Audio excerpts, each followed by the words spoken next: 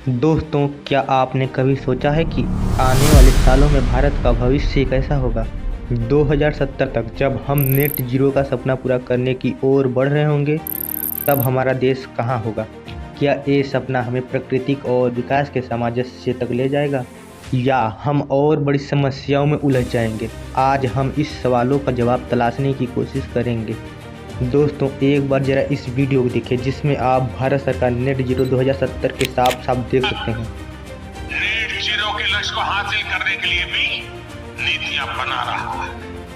इसका अर्थ है कि आने वाले जिसके आसपास मौजूद मीडिया इस पर इन्वेस्टिगेशन कर रहे हैं।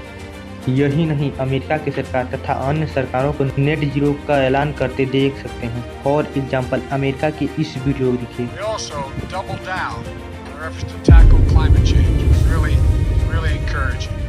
Now that the United States is back in the Paris Agreement, we intend to demonstrate our leadership in order to net spur zero other PM Modi Gandhinagar में global renewable energy investors meet में एक बार फिर net zero का वकालत की। Net zero का वादा खुद पीएम मोदी 2021 में किया था, जिससे पूरी दुनिया हैरान रह गई। आइए समझते हैं क्या है नेट जीरो और कौन कौन से देश इस मामले में आगे या पीछे हैं।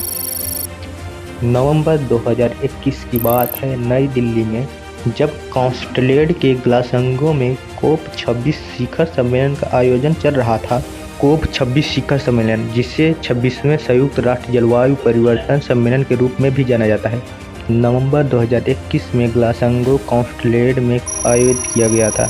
यह सम्मेलन UNGCC United nation farmer conversion on climate change के पार्टियों का सम्मेलन है, जहां विश्व के नेता, विज्ञान, नीति निर्माता और पर्यावरण एकत्रित होते हैं। कोप 26 का मुख्य उद्देश्य जलवायु परिवर्तन के खतरों को कम करने के लिए वैश्विक प्रयासों का तेज करता है। इसमें पेरिस समझौते के लक्ष्यों को प्राप्त करने के लिए महत्वपूर्ण चर्चाएं और निर्णय लिए गए हैं। पेरिस समझौते का लक्ष्य तापमान वृद्धि को 1.5 डिग्री सेल्सियस से नीचे रखना है। उस वक्त इसमें हिस्सा लेने पहुंचे प्रधानमंत्री नरेंद्र मोदी ने सरेआम मंच से ऐसा ऐलान किया कि अमेरिका, चीन और रूस जैसे देश भी हैरान रह गए। पीएम ने पहली बार इस मंच से नेट जीरो का संकल्प लिया। यह दुनिया से किया गया ऐसा वादा था कि जो उस वक्त दुनिया में प्रमुख खबरों में खुर्सियां बना था। प्रधानमंत्री नरेंद्र मोदी का 74वां बर्थडे था। गुजरात की राजधानी गांधीनगर में आयोजित चौथे ग्लोबल री इन्वेस्ट 2024 मोदी ने पेरिस समझौते के लक्ष्यों को डेडलाइन से पहले पूरा करने, 200 गीगावाट से ज़्यादा गैर जीवाश्म ईंधन क्षमता जैसे उपलब्धियों और 2030 तक इसे 500 गीगावाट तक ले जाने की लक्ष्य को हासिल करने के उपायों पर चर्चा की। मोदी ने कहा, ग्रीन फ्यूचर, नेट जीरो जैसे शब्द भारत की जरूरत और प्रतिबद्धता है। जानते हैं कि नेट जीरो क्या है? क्या नेट जीरो की वजह से भारत, अमेरिका और चीन जैसे देशों का पछाड़ देगा? भारत ने नेट जीरो ले जाने का किया वादा। पीएम मोदी ने 2070 तक कार्बन उत्सर्जन नेट जीरो तक कम करने का वादा किया। आमतौर पर इस सम्मेलन में नेट जीरो का लक्ष्य 2050 तक हासिल करने का है। चीन ने 2060 तक कार्बन तटस्थता की योजना की घोषणा की। वहीं अमेरिका और यूरोपियन संघ 2050 तक नेट जीरो हासिल करने का ऐलान किया।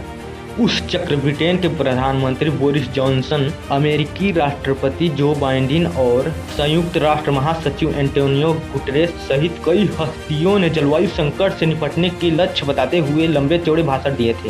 चीन, अमेरिका और यूरोपियन संघ के बाद भारत दुनिया का चौथा सबसे बड़ा कार्बन डाइऑक्साइड उत्सर्जन है।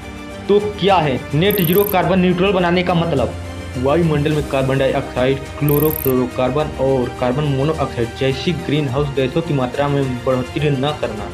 नेट जीरो का मतलब है कि जो भी कार्बन उत्सर्जन होता है उसे वायुमंडल में उतनी ही मात्रा में निकालकर संतुलित किया जाता है।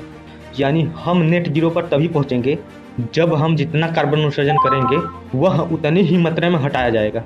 इसे ऐसे समझिए कि यह लक्ष्य तक हासिल हो सकेगा जब इंसानी गतिविधियों के चलते हो रहे प्रदूषण को वायुमंडल से हटाकर उसे संतुलित किया जाए। नेट जीरो और कार्बन जीरो में क्या फर्क है?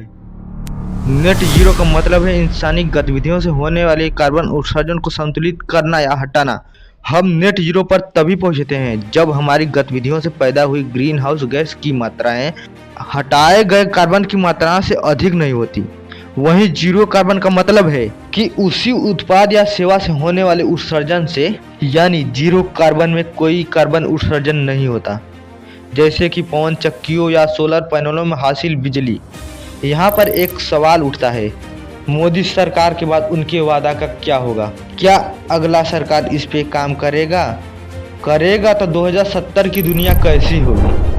अगर नहीं करेगा तो 2070 की दुनिया, आइए इस वीडियो में हम जानते हैं। मोदी सरकार के बाद आने वाली सरकारें उसके वादों को कैसे संभालेंगी, यह पूरी तरह से उनके नीतियों और प्राथमिकताओं पर निर्भर करेगा। अगर अगली सरकार मौजूद परियोजनाओं और सुधारों को जारी रखते हुए उन्हें और विकसित करती है तो 2070 में भारत एक उन्नत, समृद्धि और समावेशी देश हो सकता है।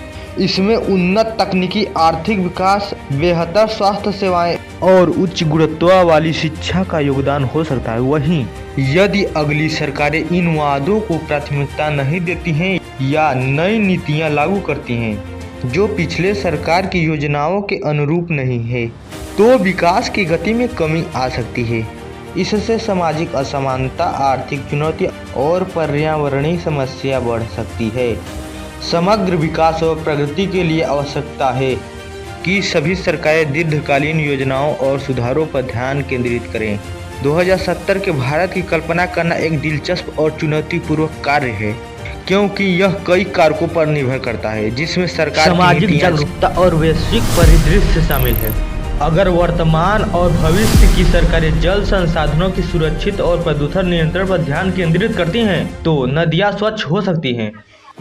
इसके लिए मजबूत नीतियाँ, जागरूकता अभियानों और तकनीकी उन्नति की आवश्यकता होगी, वरना अगर इस पर ध्यान नहीं दिया गया तो नदियाँ प्लास्टिक और अन्य कचरे भर सकते हैं। अगर संरक्षण और पुनर्नवीकरण पर जोर दिया गया तो हमारा जंगल हरे भरे रहेंगे, लेकिन अगर वनों पर कटाई और शहरीकरण को नियंत्रित नहीं किया गया तो जंगलों का अस्तित्व खतरे में पड़ सकता है। जलवायु परिवर्तन की दिशा में सार्थक कदम उठाए गए तो ग्लोबल वार्मिंग के प्रभाव को कम किया जा सकता है। यह भारत का रेगिस्तान में तब्दील होने या अत्यधिक ठंड का सामना करने से बचा सकता है। इसके लिए हरित ऊर्जा, कार्बन उत्सर्जन में कमी और पर्यावरण संरक्षण नीतियों का आवश्यकता होगी। अगर भारत आत्मनिर्भरता की दिशा में ठोस कदम उठाता है तो और अपनी आर्थिक नीतियों को सही दिशा में मोड़ता है तो भारत एक वैश्विक आर्थिक शक्ति बन सकता है। इसके लिए make in India, digital India और स्किल इंडिया जैसे कार्यक्रमों का सफल कार्यान्वयन आवश्यकता होगा। तकनीक उन्नत, स्टार्टअप का विकास और वैश्विक बाजार में प्रतिस्पर्धा करने की क्षमता को महत्वपूर्ण होगी। और आर्थिक विकास के साथ साथ सामाजिक समावेश और रोजगार सृजन पर ध्यान नहीं दिया गया तो बेरोजगारी और गरीबी जैसी समस्या बढ़ सकती है। यह आवश्यक है कि आर्थिक विकास के लाभ समाज के सभी वर्गों तक पहुँचे। शिक्षा, कौशल का विकास और उद्यमिता को बढ़ावा देना इस दिशा में महत्वपूर्ण होगा। आर्थिक सुधारों और विदेश निवेश को प्रोत्साहित करके भारत की अर्थव्यवस्था को दृढ़ किया जा सकता है। इसके लिए व्यापारिक माहौल को सुधारना, बुनियादी ढांचे का विकास और नवाचार प्रोत्साहित करना आवश्यक होगा। आने वाले 50 सालों में हम अपने बच्चों को एक सुरक्षित और पर्यावरण दे पाएंगे या नहीं, यह हमारे वर्तमान और भविष्य के कार्यों पर निर्भर करेगा। अगर हम सभी पर्यावरण संरक्षण की दिशा में ठोस कदम उठाते हैं तो हम अपने बच्चों को एक सुरक्षित और स्वच्छ पर्यावरण दे सकते। इसके लिए नवीकरणीय ऊर्जा स्रोत का उपयोग, वृक्षारोपण, जल संरक्षण और कचरे का सही प्रबंधन आवश्यकता होगा। सरकार, उद्योगों और आम जनता की सामूहिक भागीदारी से सकारात्मक परिवर्तन संभव है। अगर हमसे पर्यावरणीय समस्याओं को नज़रअंदाज किया और केवल आर्थिक विकास पर ध्यान केंद्रित किया तो भविष्य में हमारे बच्चों को साफ पानी और स्वच्छ हवा के लिए संघर्ष करना पड़ सकता है। जलवायु परिवर्तन, वनों की कटाई और प्रदूषण जैसे समस्या और गंभीर हो सकती है। पर्यावरण को सुरक्षित करने के लिए नीति सुधार और शिक्षा का महत्वपूर्ण योगदान हो सकता है। पर्यावरणीय शिक्षा और जागरूकता को बढ़ावा देकर हम अपने आने वाली पीढ़ियों की एक बेहतर भविष्य सुनिश्चित कर सकते हैं। तो दोस्तों, क्या आप तैयार हैं इस भविष्य की यात्रा में हमारे साथ जुड़ने के लिए? क्या आपके मन में भी ऐसे ही सवाल उठ रहे हैं? हमें कमेंट में ज़रूर बताइए और इस वीडियो को लाइक और शेयर करना ना भूलें।